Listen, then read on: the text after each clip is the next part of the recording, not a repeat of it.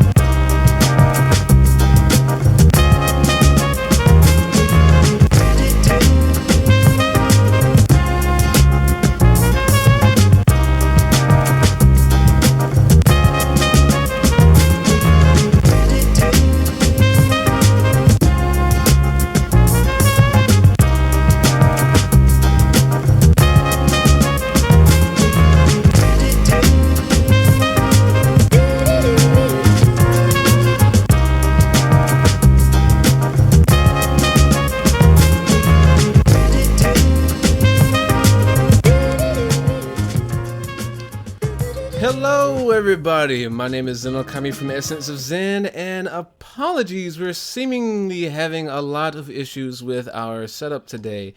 I'm not sure what's going on. I cannot pinpoint the location of the issue right now. Just know that I am currently rocking only one monitor with a 3-monitor setup, and I am kind of panicking in the same process. I can only hope that this is actually going out to you for the live viewers. If it is very buffery and choppy, again, I do apologize. It is very hard for me to control that. I have no idea what's going on with the session today, and we're going to try to bring you a good show live. If not, you'll have to wait for the after show or the after recording of that process. Needless to say, though, again, I am Zenokami, and I am joined today by none other than the Dark Lord Sith himself, the man with the plan, the man of the hour, the one who gives Ryan Gosling a run for his money. I'm talking about none other than the magnifico, fantastical Louis, that Mexican with the K, Sandoval. Hi Zane. Night. Hello, Louis. I can only hope that the fact that you can still hear me consecutively through TeamSpeak, our server of choice, it means that at least the viewers can basically have some type of smooth transition. Because YouTube is telling me it's a bad connection, but my OBS is telling me that everything is running at 3K bit rate when I have it set to 22K or 2200. Let me repeat that. It's running at 3K or 3K. I have it set to 2200, which is a good thing. However, YouTube is saying it's getting a really bad stream. So again, to the live viewers, if it's buffering, I'm sorry. There's an unknown free radical in the system.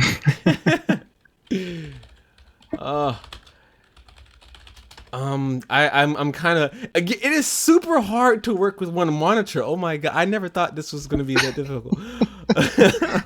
What is life? First world problems, right? So for starting off today, we have some news via the Vizio data harvest. Yeah. Actually, this story comes from like FTC's blog, in which they're saying that Vizio basically has been harvesting data for what year is it? 2017. So for the past 13 years, with the launch of their whole smart TVs, basically they've been taking screenshots of what users watched, basically on a second-by-second basis, analyzing those pictures with a service provider to figure out what shows you're currently watching, and then with that amount of data, they'd basically sell it to third parties, and they would include your IP along with it. I mean, some people might think that's cool, but they did this all without your knowledge for the longest time. Hold on, go back. Who in their right mind would think this is cool? Well, I mean, some people like who don't really care like where the information goes and might see it as like okay because it's market research because they might see it benefit them in the end. But I'm not cool with this, and especially since it was done without permission. They had no notice about this, no waiver he had to pass. They basically did not let you know about this. And the thing about it is that it came like it started to become like a standard in like their new TVs, Mm-hmm. but they offered a software update so that their older TVs could also do it as well. That is incredibly. I'm glad I don't rock a Vizio. I can now only hope that my TCL 4K monitor that I will review one day in the future, I promise, is not doing the same thing. I think parents rock the Vizio right now. So I don't know if they're gonna revert back or if this is just the FCC saying like, oh hey, by the way, this is what they've been doing for the past 15 years.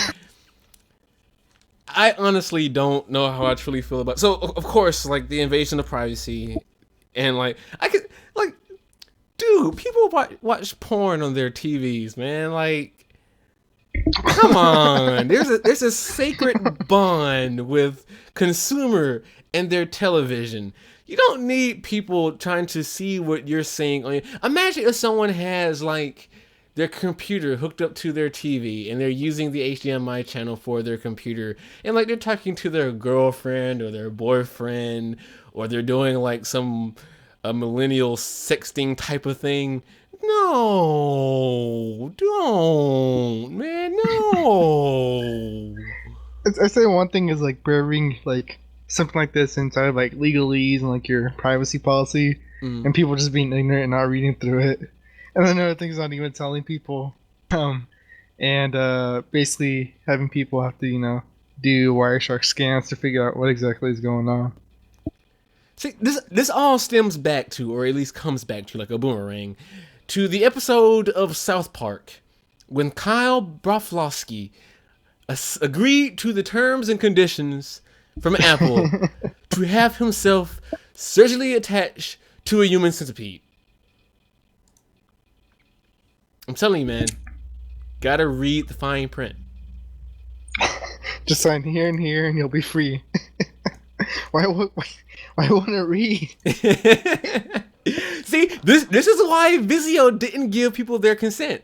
They didn't showcase or ask because they knew people wouldn't read anyway. So they just cut out the middleman to save time, effort, and money. So I guess the next question is: are these Vizios, these grand Vizios, running a CPU of 10 gigahertz clock speeds? Oh man, this next article. Basically, is this article that's been floating around in Y Combinator for a while, and it's by Anantech, and it's an article dating back from November 11th, 2000, and the article is basically saying that Intel is saying that they're gonna have 10 gigahertz processors by the year 2005, and they're gonna be running at less than 1 volt. That was so wrong. But the article did say that the future will only hold things such as computers being able to like scan your face and you know it was you, and things like voice detection. So I mean, yeah, they got part of it right, but they were super off on the 10 gigahertz portion. They were mentioning how Intel's older framework. What is it? See if I can find it. Yes. That the 10 gigahertz would be achieved with Intel's 0.07 micron process. It's supposed to be debuted for 2005, and so far Yeah, they're 12 years late now on us. So waiting on it. I think just last weekend or something like that. Someone overclocked their Intel Core 6600 to 10 gigahertz with a whole bunch of liquid hydrogen. Yeah, it was hydrogen, not nitrogen. Liquid hydrogen. See, I swear, dude, someone is going to try to overclock a CPU with the wrong chemicals, and they're going to end up causing an explosion at a hackathon or like some type of hardware CES conference thing. I'm telling you, it's going to happen. Mark my words. It's gonna just go horribly wrong. Yeah, it's like the what was that that one? It's like powdered. Was it powdered hydrogen? Where someone touches a feather to it and it blew up. Oh, damn it! I think it's nitrogen. No, iodine. Triiodide or no? Trio. Trio. Everybody, we're not chemists, okay? We're computer scientists, not chemists. Nitrogen triiodide? Yes, nitrogen triiodide. Yes, I don't know about iodine It's okay, nitrogen triiodide. Yes. Yeah, yes. Try to use that as a water cooling substance. See what happens. No, don't. I'm joking. Like I gotta get used to people hearing us on record because I don't want people to try to use something and be like, oh, they said use this, because someone out there is probably going to try it and they're gonna lose some fingers. That's it. Gotta be like explosive with our tones, so they know we're kidding because we're not showing our faces. Also, we have Alana in the chat who says, who watches porn on TV anymore? And she's laughing at the millennial sexting statement. Also, your brother is telling me that I did not cash him outside. How about that last week? And he, Oh, I'm sorry. The channel needs a real comedian. Okay, all right. Okay, so apparently your brother's not a fan of my jokes. Okay, Daniel, since your avatar is an image of a chicken, let me ask you this: why did the chicken cross the road? Okay, we can skip this. We'll let him think about that. Oh yeah. Okay, so I'm sorry, I cut you off, Lewis. I'm sorry, I'm getting hyped and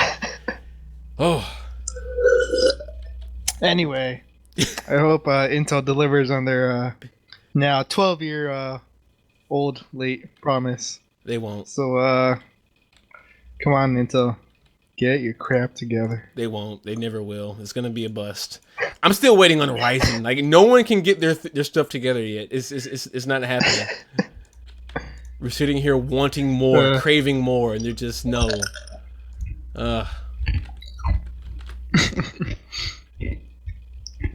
I think early March is supposed to come out, along with COD 0.1.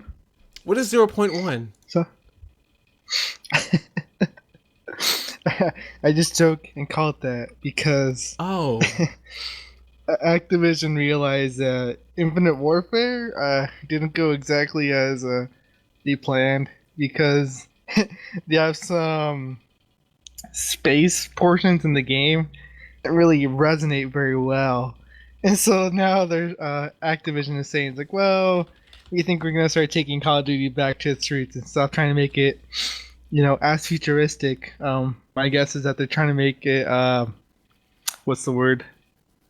Be cool and like up to date with, things like Titanfall, or well, I guess this is really more of a Battlefield? Not Battlefield. I was thinking of another one, but it doesn't really fit quite the genre, multiplayer shooter. I was thinking of the Mars one. That's a little bit different. The Mars one? Red Mars. Oh, it's like RPG. I'm way off. I don't know, man. Like, when it comes to Call of Duty, one of the biggest first-person shooter franchises throughout our history of the gaming era, the gaming community, socially, whatever you want to call it, I think has stood out long enough. And when they did the whole futuristic thing, I commend them for their efforts in trying to do something new. Now, I've personally never been a fan of Call of Duty. I figured after I played Call of Duty 3, I basically played them all. And I've tried playing 4 and, you know, the stuff that came, Ghost and all that other crap, and it's literally just the same game. And for multiplayer users, I mean, I think it benefits them the most because it's a game catered to multiplayer. And if that's you, you know, amazing, awesome, fine. I'm in it for the single player campaign, which some of the games didn't even have. So it's like pretty much non-existent. Which one was it? Was it the Black Ops? Oh, I completely forgot about Black Ops. That was like a side-ish branch. Yeah, that one didn't have a... I know that one did have a story. No. Which one didn't have a story? I kind of lost some thought. I can't remember. Because so many first-person shooters, man. You got Battlefield, Call of Duty. You got I forgot that one game on Steam that is horrible because of all the microtransactions. Then like right now, mobile arenas, first-person shooter games like Overwatch and Battleborn and you want to know the funny thing, Lewis? When I was in middle school, I played a game called I think it was called like Swords and Guns, or just guns, but you played like these westernized Japanese characters with a sword and some guns, and you could wall run. And that's all I did for like 2 years. But for some reason, I cannot bring myself today to play games like Overwatch anymore. I just really don't know. Yeah, Huh. So I can sit down and play for like an hour, maybe 2, or like when I'm with like good enough friends, like when I'm having fun with friends, because friends and not the game, because the game is, to me, after you do like 3 or 4 rounds, you've played the entirety of the game. And no, you haven't. Yeah. No, you haven't. There's so many more combinations, Zane. No, it's everyone has a special. Everyone has a niche. Sure, you know, you use different characters for different operations. You play as Mai. You can play as what's her name with the time traveling. She's apparently canon that she's gay. Yeah. Butt pose exactly girl. What you talked about. Yes. Razor? No. I can't. That sounds about right. I feel like I should have just pulled up the Overwatch. I'm gonna get so much hate. Sheet. I'm gonna get so much hate for this. But no, like it's a fun game, and again, for those who are interested in that type of gameplay, more power. I mean, I play a game called Path of Exile where I play, you know, with Andrew, Nick, Kelsey, and the other rest of the stream team, and it's the same linear path, and we have fun building these awesome characters, and that's for me because that's my type of game. But I don't know, like, because, you know, I bought Gmod, and I can't Gmod. I can't for the life of me, Lewis. I can't. You can't even. I can't even know. I'm turning. Let me not say that. That'd probably be insensitive. Anyway, so if Call of Duty wants to go back to its roots and its origins, by all means, do your thing. But in all honesty, it and Battlefield has done it all. And until they, I don't know. I don't know, man. The gaming community is just so weird to me now. What are you trying to say, Zane? I'm old. I'm getting old, Lewis. That's what I'm trying to say. My gaming days are on the deathbed of my youth. Okay, I'm gonna be 25 this year, Lewis. You want to rub it in?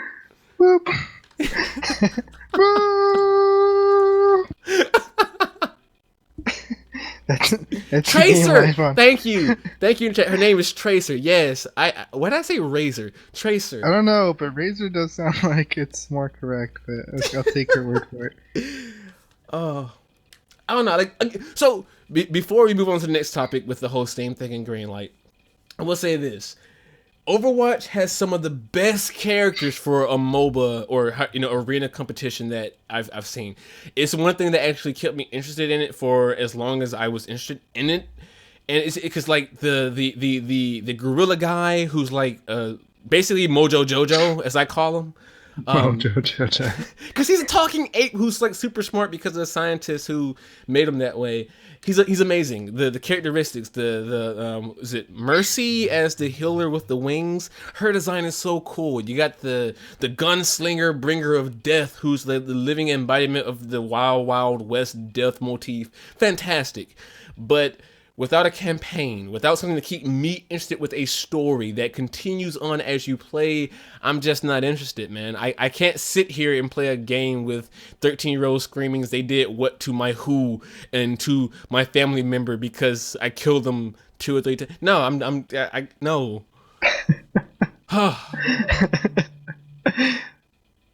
The ones that are super, super good, because, that's all they do. Oh, baby, a triple! Tracer, yep. I can't. I don't know why, but just Razor fits her too. I'm looking at it. Anyway, what's up with the brightest green light thing? Ah, yes. Steam. They released a blog post. I think it was actually today, where they basically said they're going to be doing some overhaul. Basically saying that all their efforts in trying to cater to each, basically to what the game community as a whole would probably like, isn't working very well. So instead, they're gonna try to boost up Project Greenlight and try to create a different sort of interface that it's kind of more like a recommendation system. Because they realized that games that they didn't think were going to be as popular on Steam actually became pretty popular on Steam. I think one of the examples they use on there is the storyteller type of game that apparently is doing pretty well, and they want to help indie developers have a more straight approach into publishing, a more direct approach into publishing is the word that they're using. And so they want to create new tools as well for publishers to be able to get their content out and be available on Steam. It sounds like a really good move, one that I can actually really get behind. I'm reading through their blog post now via their website, and I do have to say, it seems that some of their response or their take on it is kind of like, and don't take this the wrong way, Lord Gaben, but kind of half-assed at the approach, because I'm reading this one sentence or this one paragraph that says, "These unforeseen successes made it abundantly clear that there are many different type of audiences on Steam, each looking for a different experience. For example, we see some people that sink thousands of hours into 1 or 2 games, while others purchase dozens of titles each year and only play portions of each." And then the final sentence of this paragraph is, "Some customers are really excited about a 4X strategy games, while others just buy visual novels." And so, like, I'm hoping they while they increase their diversity on marketing and pushing these different types of games, I hope it's not one of those, okay, they're only interested in 2 types of games, screw all other mediums and just focus on these 2. You know? Yeah, I feel like they're trying to wait, hold up, guys. I think I see the story within all the metrics that we've collected from all the gamers and the way people are buying games. So maybe they'll head in the right direction. Another question is also, curious to see what they. Amazon is trying to create a platform with Twitch to actually act as a direct competitor to Steam, and with the recent news on this, I wonder if this is kind of a side reaction to this. I mean, it's probably just drawing straws, but I can't help but think the whole, let's focus on more of our indie developers because Amazon and Twitch may try to focus on that, maybe. Are you referring to the Amazon Underground program? where games that usually cost money are actually free. Not, No? not really. No, I'm not sure if there's a name for it just yet. I could be wrong, because I don't have it right in front of me because I just remembered about it. But I think it was covered by the No, Funhouse, and Machinima.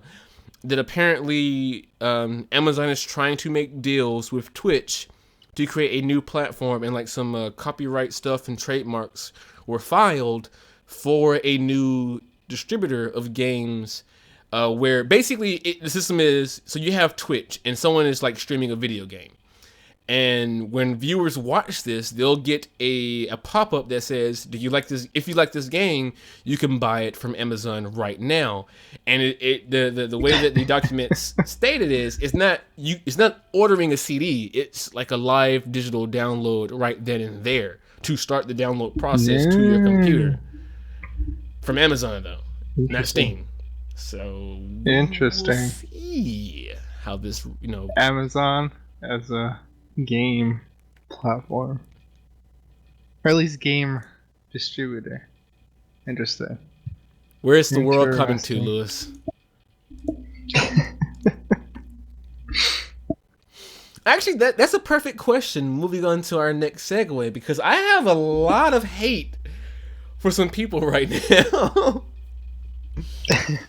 Batman. Swear to me, Martha. No, but in all honesty, so. Oh man, maybe watch that movie. Are you privy to all the knowledge that's been going on with the Batman? I am not. Please continue on the Batman. Okay, so last year, Warner Brothers announced that they were exploring the idea of a Batman solo film titled The Batman, and that Ben Affleck would direct, star in, and basically head the entire project. So a lot of rumors were floating around that the script wasn't coming together. Mind you, like 3 weeks after the announcement of them wanting to explore, not even do, but just the idea of it. And then Ben Affleck said, okay, yeah, I'm starting a script. 2 weeks after that, the one bit of rumor that something is being rewritten sparked a controversy that has gone on to today. So apparently people do not understand that when you're writing a scripts go through rewrites. And the first news of a rewrite is indications that everything is going down south. Everything is like just blowing up and going crazy.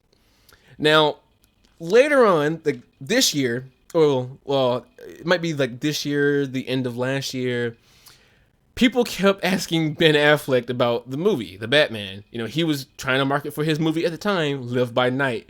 Every interview ended with, so tell me about The Batman. You know, he was working on other projects. He wanted to talk about those projects. They would ask him about The Batman. And you could tell he was getting annoyed by every interviewer asking him about The Batman, a project that wasn't even a quarter way through development process, and they're expecting it to be done within a year. So it got to the point that this year, in 2017, by the end of January, Ben Affleck said he's not going to direct the movie. He just not going to do it. And a lot of people kept saying this is rumor or speculation or indication that he's going to leave the DCEU. He's unhappy with all the movies. He wants to quit. All this other stuff, that the ship is sinking, all this other crap. He came back with, no, it's just really hard to be a director, an actor, and star in this whole thing and do everything for the movie all at once. I cannot be in the Batman suit, act out a scene, have to take my cowl off, direct the shot, frame it, and then have to get the cowl back on, which is like a 20-minute process. For him, it was extremely exhausting, unbearable, and he just could not do it all. So people still saw this as him trying to say, I want to leave all the movies, everything is going downhill, blah, blah, blah, blah, blah, blah, blah. Okay, then they said that the script was being rewritten, all rumors. It was trash, Terry had to rewrite stuff, nobody was happy, and that everything was just a disaster. Literally a few days after that rumor had came out, Warner Brothers stated no, actually, we finished the script. Everybody's happy with it, including Ben Affleck and the Terrio rewrites. It's finished. So everyone is now saying... All I'm gonna say is that... Go ahead. I bet if he was Superman, he'd be, write it, direct it, shoot it frame by frame. Sick burn, dude. Sick burn. But yeah, so everyone is now saying that the script is done and everybody's in the project is happy with it is a lie. It's a cover up. There cannot be any positive notion from the Batman because I refuse to take any positive news. There's countless people from Forbes all the way down to what's this one guy's thing? Give me one second. I loaded from the Deadline magazine or French. I don't know what you want to call the company. I'm not sure the proper term for it. But no, not Deadline. I'm sorry, wrong one. Hold on, give me 2 shakes of a leg. Justin Crowe from Variety Films, he's a reporter there, stated that no, several sources have already confirmed the new script came in this month. Everyone is happy with it, including Emmerich and Ben Affleck. Everybody's very happy. They want to move forward.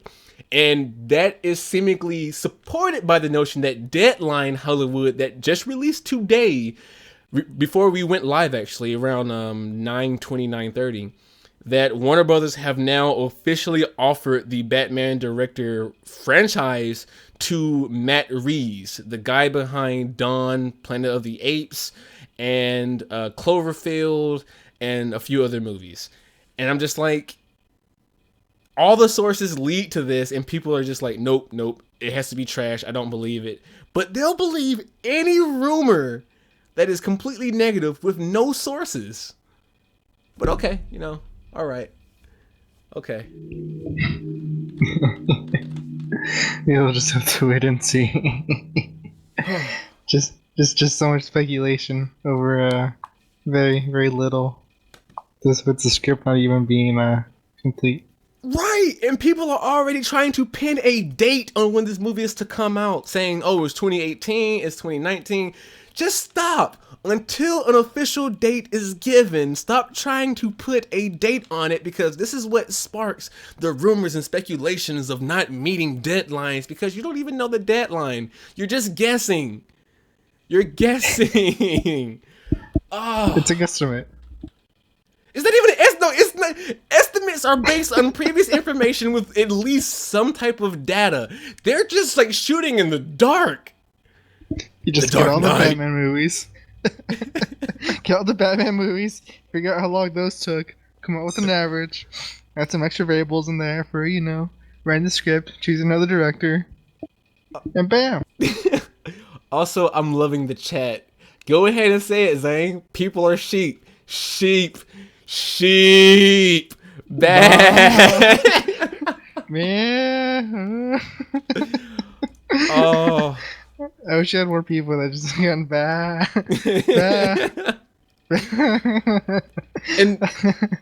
And before we move on to the next topic, let me make this clear. Yes, I love DC. I love DC more than Marvel, but you also know I'm a big Marvel fan, as I'm about to geek out pretty soon for the next topic.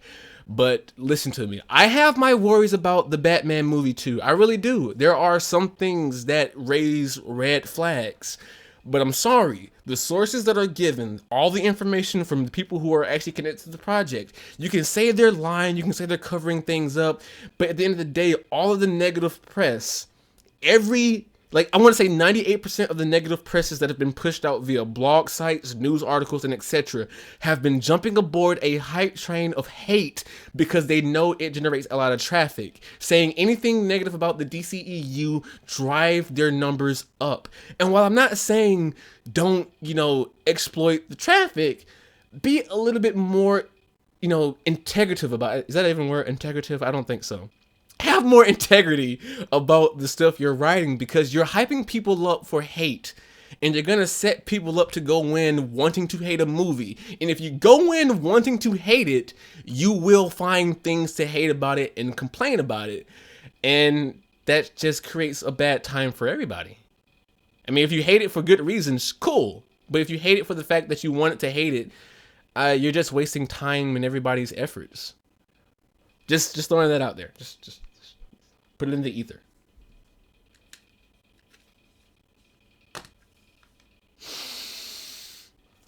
So, new day, new dawn. Let's talk about Netflix. No, sorry. I remember reading the science article that you posted. oh, that's gonna be juicy, bro. That's gonna be so juicy. I'm trying to be ahead of the curve.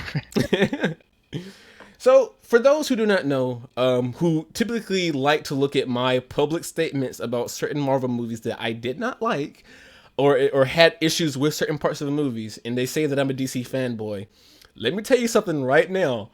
I have a full-on sale tent being pitched that is set for the entire year for the Netflix series of Marvel shows. I'm talking from Iron Fist to Defenders. The fact that The Punisher is currently in filming, and they were gonna have more information on how these things are, interweave into the MCU. I'm hyped as crap. I'm a big fan of Jessica Jones, Luke Cage, Daredevil, because those series from Marvel show more in-depth meaning to characters and events and situations for world building than 90% of the MCU movies. Now, that's my opinion personally. I kind of wish the movies would fit a little bit more of the tone that the Netflix series has, but I am super freaking pumped for Iron Fist, Defenders, and The Punisher. I mean, you can't tell me otherwise. You think it's gonna be bad? Nope. I'm hyped. No.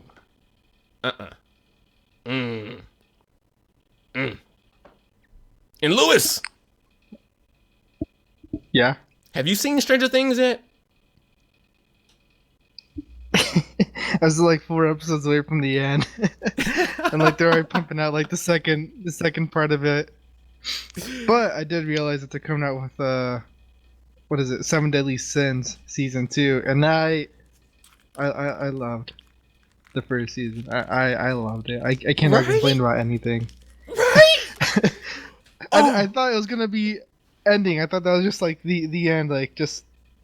I mean, the ending would have just been perfect how it was. But they're gonna come out with the second part. I haven't even seen the trailer yet, but excited. Dude, I'm sorry. My favorite scene is when the captain, I forget the guy's name, but he runs to the Fox again after many years of being apart, and it's just oh yeah. Captain! Boss! Captain! Boss! Punch in the face! Punch in the gut! Through the wall!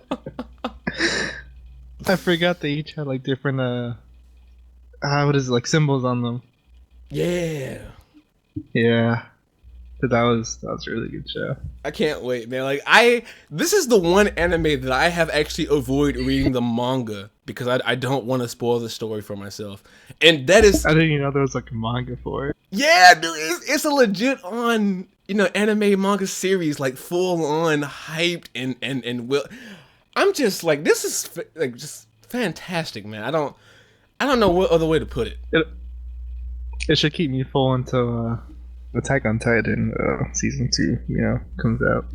Man, I could spoil so much for you right now. But I'm not. I'm a good friend. I should probably just read the manga. I don't know, man. The thing about the anime for Attack on Titan is it keeps things flowing with the actual animation for the fights. With the manga, it's still great and still fantastic. Excuse me, I burped there. Sorry, that's probably disgusting and rude. But it slows down a lot if you could fit fillers into a manga, some of the chapters in Attack on Titan feels like fillers. And maybe it's because they have monthly releases rather than weekly releases, but I don't know. And some of I'm not going to spoil it for you, but they have hyped up certain things since season 1 of the anime and also chapter 1 of the manga, and have waited basically a year to showcase a certain thing, and they finally showcased a certain thing, and I gotta tell you, it was pretty goddamn underwhelming.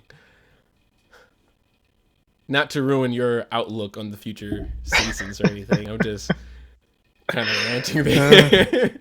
I will just wait and see. If the part 2 ever comes out, I'll just wait for it, just like I am Half-Life 3. Or Rick and Morty season 3. Oh. Or what's the other one? Atlanta season 2. Oh yeah. Oh, also, I'm just gonna throw this in right now. Samurai Jack is coming back to attack with a whole new set of memorized maps. I cannot wait. You just rhymed like Dr. Seuss. I'm Dr. Seuss in this. That was good. Thank you. But I can't wait to see Jack in some killer hills again. For those who have access to my Facebook page, I posted a video or a GIF of the episode where Jack is killing some major awesome freaking hills with them calf legs showing. Show them calves, Jack. Show those calves. Oh, but last thing for Netflix, and it's gonna get a little kind of political here, and I just kind of want you all to hear me out. So people know that Netflix is going to release the Netflix series for the series, and I quote, "Dear White People." And I can understand by the title alone how that can rile some people up. Oh, this is gonna be about XYZ, but people actually have no idea what the series is about. Now, this is based off of a documentary-esque movie that's kind of played as a sitcom / comedy / real-life portrayal of society that we deal with today on many different topics. So a lot of people just read this title and it's just like, oh, this is anti-white, this is racist, boycott Netflix, showing pictures of them canceling their subscriptions. They didn't even watch the 30-second teaser for the series, or even do research about the documentary that came out prior with the same title. Because if they did, then you would have people like Baked Alaska, who's over on Twitter, who said this show is promoting white genocide, would know that Dear White People does not just focus on things with white people. Because half of the whole thing is about also doing a self-reflection of the black community from within. A lot of things like the documentary interviews with the actor who played Chris Rock or a young Chris Rock in the show Everybody Hates Chris, who talked about the hate that he got in that show for portraying black families in a certain light from the black community. It also talks about certain issues within the black community and so forth. It never directly insults anyone of white culture for being white alone. Yeah, it talks about things like blackface and how a lot of white people in certain colleges and areas will appropriate culture. And I don't mean just wearing a suit. I mean literally painting their face and saying derogatory things and saying that one thing of a culture of A belongs to them that was created in Europe when in fact it was created by indigenous people, south of the border. So before someone says this is about white genocide or this is going to mock white people, understand that Dear White People is a reflection on our society with all things dealing with multiple cultures and not just about what you may think based on the title. /rant.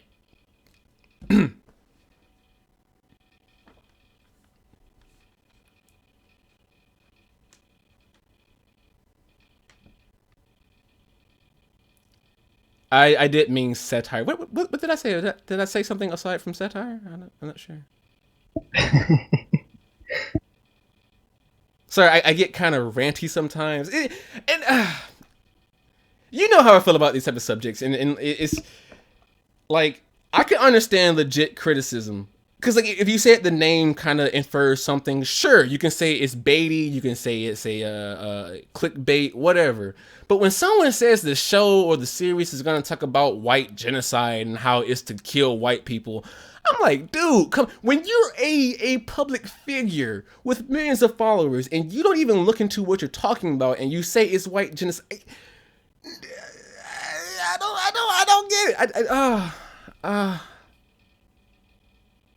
Okay, I said sitcom. My bad. I did mean satire, not sitcom, satire.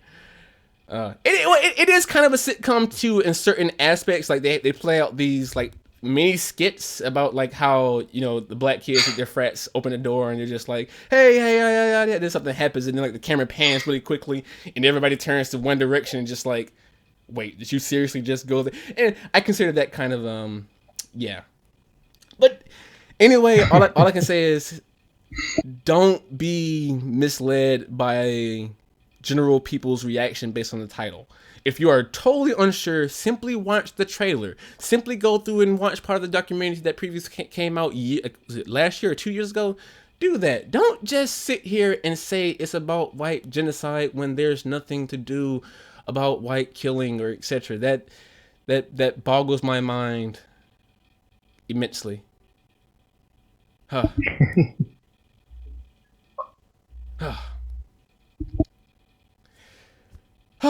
Okay, sorry. Now let's get into some topics about some science, shall we?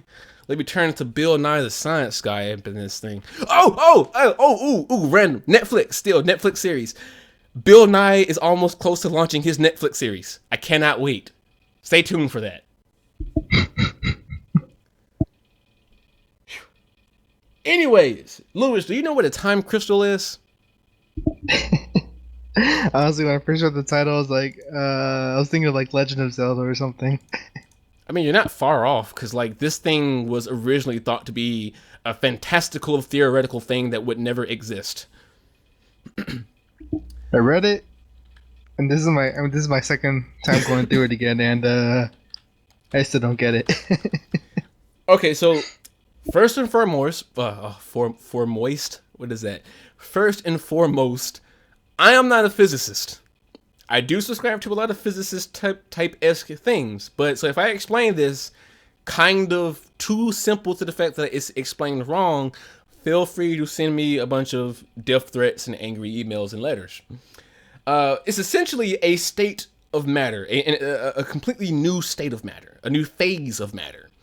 And the notion behind it is time is kind of irrelevant of the interactions within this state. Meaning you can touch this matter and it won't do anything. And then you can walk away and then it'll jiggle. And then it'll stop. And then it may jiggle again. And then it may stop. Because time has no precedence when it comes to the crystal that you have just formed. And I'm trying to find the exact information about the guy who basically came up with this theory years ago. I'm not sure if he's still alive or not. I think he is. Don't quote me on it because no one wants to bring up the guy's name for some reason. He won a Nobel Peace Prize. Not for the theory, something else, I think. But, no. Time crystal. Yeah, no, here it is. The time crystal was first proposed in 2012. So, yes, he is hopefully still alive. The Nobel laureate Frank Wilczek, Frank, at Princeton University and the UC Santa Barbara Station Q, independently proved that such a crystal could be made. So then, in 2012, it was just a theory. He just came up with this idea saying, based on the laws of physics, our matter that we have today and all these states, and maybe things that we don't know, such as dark matter, which, side note, dark matter does exist, yes. Dark energy, that's still to be determined, so please be careful if you're talking to your physicist and you say dark energy because you may get chewed out. So just word to the warning. But anyway, according to the UC Berkeley group that basically made this into a reality, the bridge between theoretical idea and the experimental implementation was their entire motivation. And I gotta be real with you, dude, when you have something so fantastical as time crystals, because it was so fantastical that Frank named them time crystals because, I mean, the name time crystals is something you would think from a Disney movie dealing with time travel, princesses, and ancient civilizations, upon a dimension that holds no laws of physics within this realm. But no, they made it happen in a short amount of time. Again, this was proposed in 2012. It's 2017. That's just 5 years. Let that sink in for a second. Has it sunken into you yet, Lewis? It's sinking like a slow quicksand. It'll get there eventually. But it's hard for me to explain it in full on aspects because again, I'm not a physicist, I'm not a chemist, I'm not someone who deals with these certain things at all. But in terms of how they made this into a reality, the folks over at the UC or the Maryland, the University of Maryland, excuse me, they took basically, and I'm not sure how to even pronounce this. Is it starts with the Y, but I'm pretty sure it's like you pronounce it with like an E, Iterbium, Iterbium, Iterbium. I'm not sure. YTTERBIUM. But they took that substance, ions, and turned it into a time crystal, and basically making it move to the point where each ion behaves like an electron spin and exhibits long-range interactions indicated as basically a direction of arrows showcased in the image that you can find in our documentation that we'll post later. It's just super weird that one state can affect and happen in like all these different direction and movements. So yeah. And again, this isn't speculation. It's not theory anymore. It's been proven. It's been done. They actually took the blueprints put down by Frank. And I'm so sorry that I cannot pronounce your last name, Mr. Frank. But they took this material and actually did it. And it only took them 5 years since the whole theory. Lewis. Lil Zach, is that Polish? I don't know. That's the whole thing. Yeah. So the article that I'm reading via Berkeley states that their explanation of what this is like is saying it's like tapping Jello repeatedly to get it to jiggle. The big breakthrough, he argues, is less that they use particular crystals to repeat in time than that they are in the first of a large class of new materials that are intrinsically out of equilibrium, unable to settle down to the motionless equilibrium of, for example, a diamond or ruby. So imagine if you have a plate of Jello and you touch it and it wiggles and it wobbles and it doesn't stop. Like you turned on a dance machine and it is just wibbling and wobbling and jiggling and spree.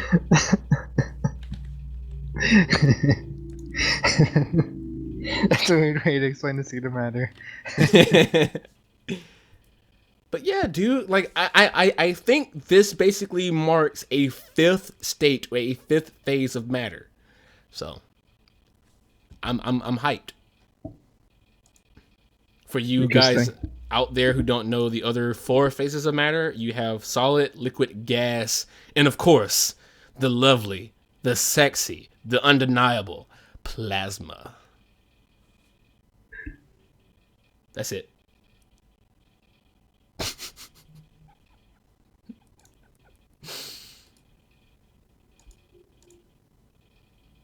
No, nobody? Plasma? No? Okay. Just gonna be here by myself. Late night. Late night plasma with Zane. I don't know why I thought about that.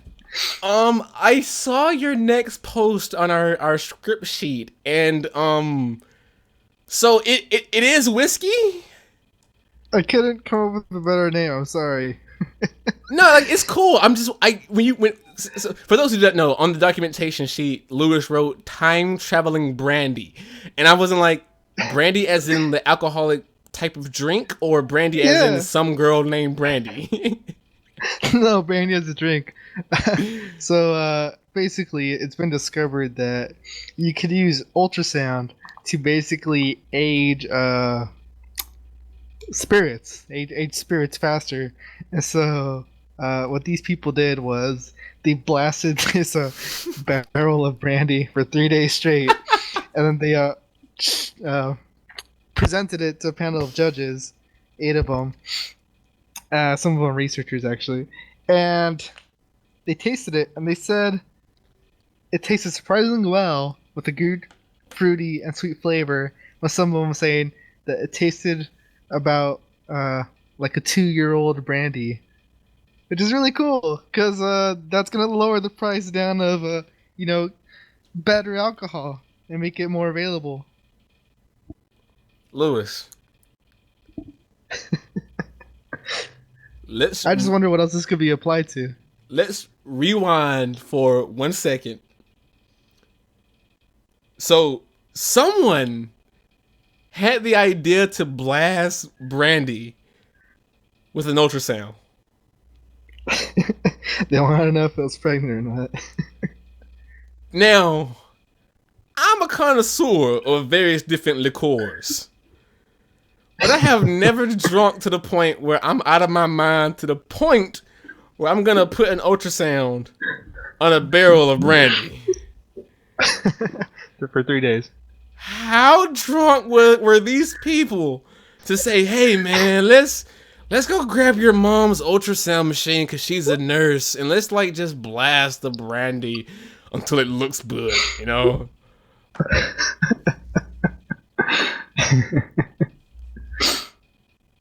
Yeah, so good news. Good news for people who like to create their own alcoholic beverages. You mean alcoholics? How cheap this is? Yeah.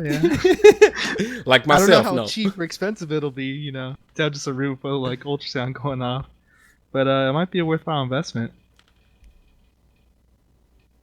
I'm sorry. All I can think of right now is like a doctor who has an ultrasound and is like checking a pregnant mother's, baby who she's expecting, and then he's just like, "Yep, everything looks good," and then rolls over to the other side of the room to a man who has a giant keg of brandy. And he's like, "Okay, doc, give it to me straight," and he's like putting the ultrasound. It is like it's a healthy 2-year-old brandy, Mr. So-and-so. Actually, that's a good segue. I know it's on here, but I was reading an article today saying that they're starting to do MRI scans, and it shows a better picture of the baby inside the womb. You can see like its movement going around, and it's better. I don't know if it's gonna be cheaper. Obviously, MRI is kind of just like a giant, but it provides a better picture of little baby fetus in cases where the baby just is moving too much and the ultrasound just can't properly get a good image. Now, with that, and again, I'm not a doctor, I'm not a nurse, I'm not going to claim that this is true or this is not. I am just curious as an American citizen. MRIs are basically giant magnets that rotate. So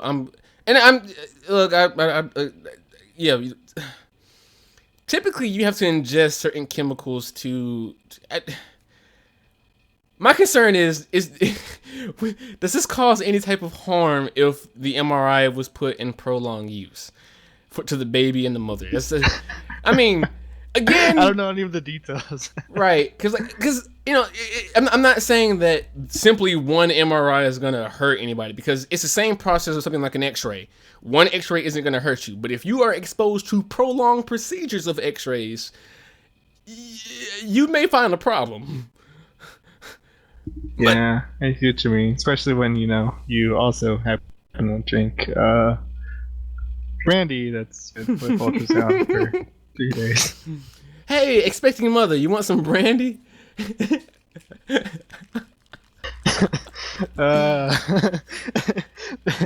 Actually, okay, so brandy may not be acceptable, but it is okay for pregnant mothers to have forms of alcohol. Because they can drink some types of wines in moderation. Same thing about like fish because of the mercury. But I'm not a mother. I'm not a woman. I am not pregnant, nor will I ever be pregnant. So I'm not going to speak on the matter as if I know anything about it. I'm just, let's not get any more political today. Anywho, that wraps up our podcast, everybody. I think, unless Lewis, you have any more news you wanna kind of put out there? No, that's just the one thing I remember related to ultrasound. I want to grow a mustache like our cartoon avatars. Like every time I bring up the image of our glorious westernized mustaches, I get jealous that I don't actually have that kind of mustache. Anyways, thank you all for joining us for today's podcast. I'm sorry for the slow start today. We got here early. We were set up early, and then like my computer spazzed out. Again, I have a 3-monitor computer set up, and only one monitor is currently working. And I'm actually kind of concerned about what's going on with my system. So yeah. Closing news is that and I've been working late and doing a lot of classwork late, so sorry for late videos. I'm gonna release one tomorrow on my tech predictions of 2017 that I recorded back in January. I'm gonna get it out in February. Other than that, I don't want to say anything more because so many other projects or things are still being planned and worked on. So, I don't know, follow me on social media if you want to get more ideas about what's going on. Maybe things revolving around conventions and panels, as well as growing the team, because I got bombarded today by people locally. So, maybe? I don't know. But other than that, I will see you all next week. Well, we will see you all, hopefully. I don't know.